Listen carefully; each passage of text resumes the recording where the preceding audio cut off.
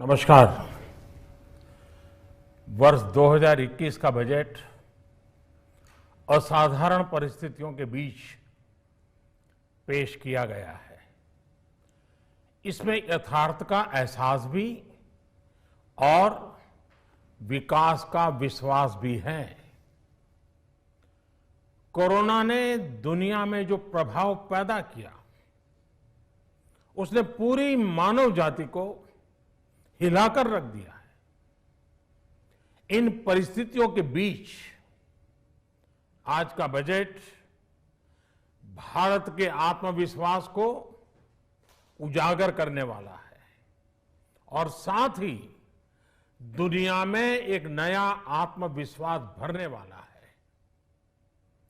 आज के बजट में आत्मनिर्भरता का विजन भी है और हर नागरिक, हर वर्ग का समावेश भी है।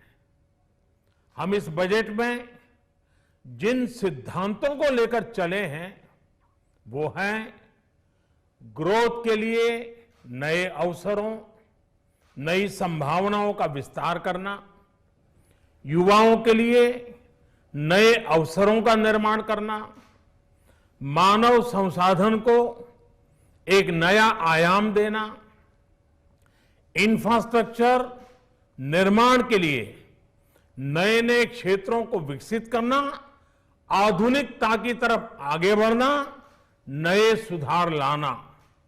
साथियों, नियमों और प्रक्रियाओं को सरल बनाकर आम लोगों के जीवन में ईज ऑफ लिविंग को बढ़ाने पर इस बजट में जोर दिया गया है।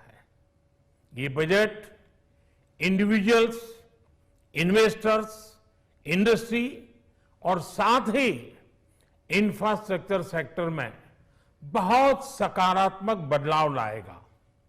मैं इसके लिए देश की वित्त मंत्री निर्मला जी को और उनके साथी मंत्री अनुराग जी और उनकी टीम को बहुत बहुत बधाई देता हूं। साथियों, ऐसे बजट देखने को कम ही मिलते हैं जिसमें शुरू के 1-2 घंटों में ही इतने सकारात्मक रिस्पांस आए। कोरोना के चलते कई एक्सपर्ट्स ये मानकर चल रहे थे सरकार आम नागरिकों पर बोझ बढ़ाएगी, लेकिन फिस्कल सस्टेनेबिलिटी के प्रति अपने दायित्वों को ध्यान में रखते हुए सरकार ने बजट साइज बढ़ाने पर जोर दिया। हमारी सरकार ने निरंतर प्रयास किया है कि बजट ट्रांसपेरेंट होना चाहिए। मुझे खुशी है कि आज अनेक विद्वानों ने इस बजट की ट्रांसपेरेंसी की सराहना की है। साथियों, भारत कोरोना की लड़ाई में रिएक्टिव होने के स्थान पर हमेशा ही प्रोएक्टिव रहा है।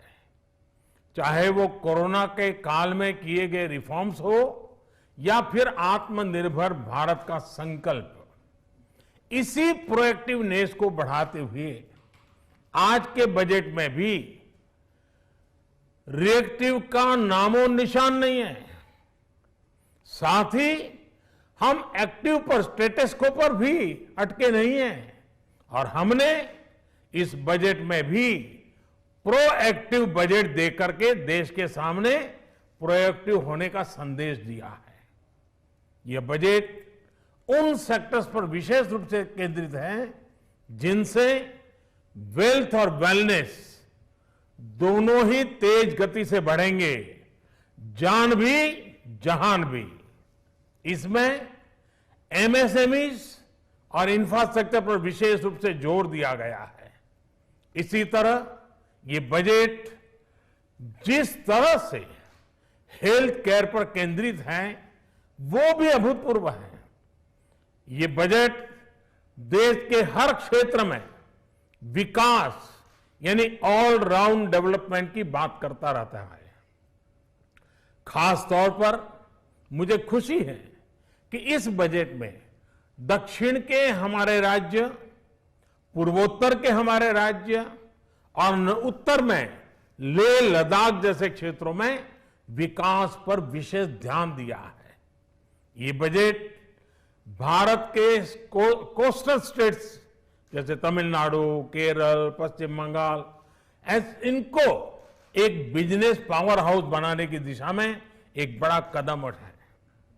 नॉर्थ ईस्ट के राज्य जैसे असम के अनएक्सप्लोर्ड पोटेंशियल को टैप करने में बजट बहुत बड़ी मदद करेगा। इस बजट में जिस तरह से रिसर्च एंड इनोवेशन इकोसिस्टम पर बल दिया गया है, जो प्रावधान किए गए हैं, उनसे हमारे युवाओं को ताकत मिलेगी। भारत उज्जवल भविष्य के लिए बहुत ठोस कदम रखेगा। साथियों, देश के सामान्य मानवी का, महिलाओं का जीवन आसान बनाने के लिए उनके स्वास्थ्य, स्वच्छता, पोषण, शुद्ध जल और अवसरों की समानता, इस पर इस बजट में विशेष बल दिया गया है। बजट में इंफ्रास्ट्रक्चर पर खर्च में अभूतपूर्व वृद्धि के साथ साथ कई व्यवस्थागत सुधार किए गए हैं, जिसका बहुत बड़ा फायदा देश में ग्रोथ और जॉब क्रिएशन, रोजगार के लिए बहुत लाभ होगा। देश में एग्रीकल्चर सेक्टर को मजबूती देने के लिए, किसानों की आय बढ़ाने के लिए इस पर बजट में बहुत जोर दिया गया है। कई प्रावधान किए गए हैं। एग्रीकल्चर सेक्टर में किसानों को और आसानी से और ज्यादा ऋण मिल सकेगा। देश की मंडियों को यानी एपीएमसी को और मजबूत करने के लिए, सशक्त करने के लिए एग्रीकल्चर इंफ्रास्ट्रक्चर फंड से मदद का प्रावधान किया गया है। ये सब निर्णय ये दिखाते हैं कि इस बजट के दिल में गांव है, हमारे किसान है।